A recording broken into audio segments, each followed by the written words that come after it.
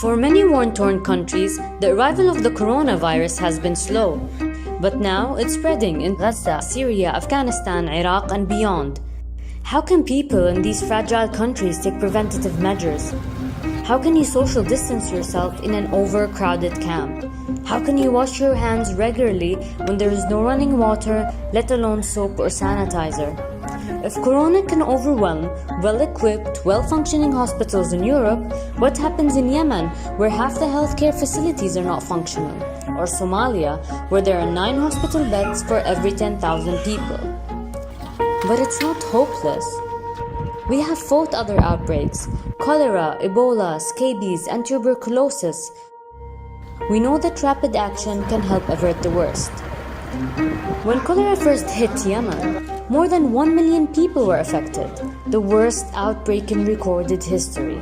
And cholera, unlike corona, can kill in a matter of hours through extreme dehydration. We saved lives by providing clean water, improving sanitation, and supporting hospitals with essential medicines.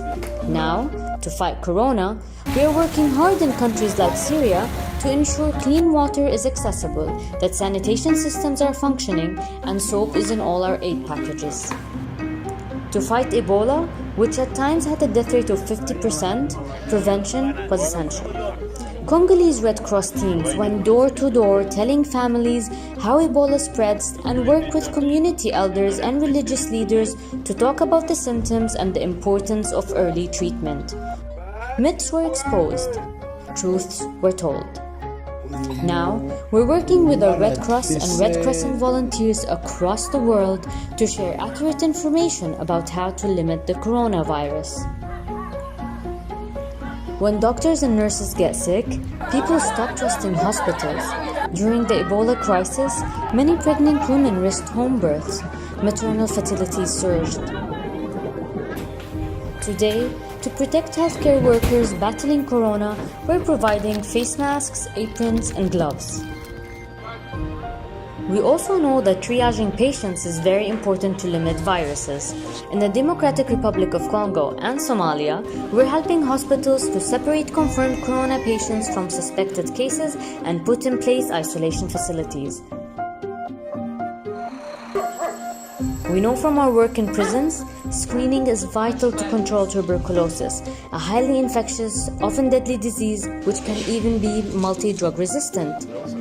We work with authorities to disinfect detention centers and medically screen new arrivals and identify and treat those infected with tuberculosis. And it is essential that hand-washing stations are available for all, guards and detainees.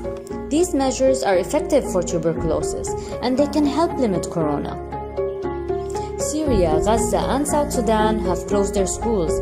Iraq has a nationwide curfew. In Yemen, ports are closed and new arrivals tested for the virus. These fragile countries are taking action. So will we.